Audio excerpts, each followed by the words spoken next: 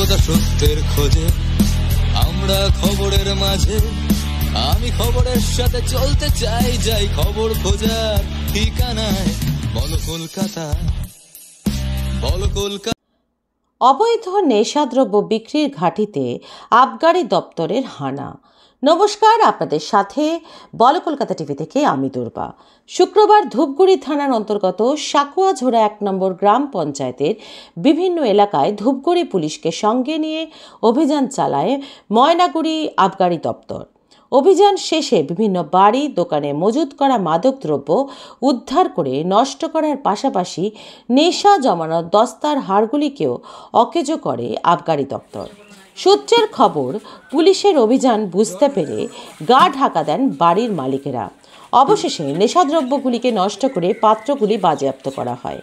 এ প্রসঙ্গে আবগারি দপ্তরের ময়নাগুড়ি সার্কেলের ওসি প্রবীর সান্যাল বলেন, আবগারি দপ্তর ও ধূপগুড়ি পুলিশের যৌথ উদ্যোগ করা অভিযানে 30 লিটার চোলাই, 9 লিটার বাংলা মদ, 400 লিটার চোলাই মদ বানানোর উপকরণ নষ্ট করার পাশাপাশি হাড়িয়া তৈরির 18টি পাত্র বাজেয়াপ্ত করা হয়েছে।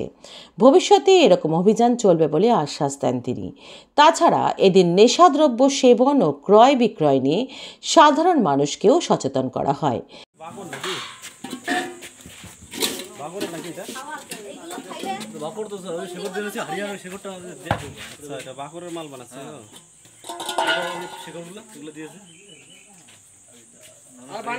ঠিক আছে, এটা না, এটা আমরা খাওয়ার জন্য বানাচ্ছি। হ্যাঁ, এই ছেলেটা দৌড়াদৌড়ি করছিল।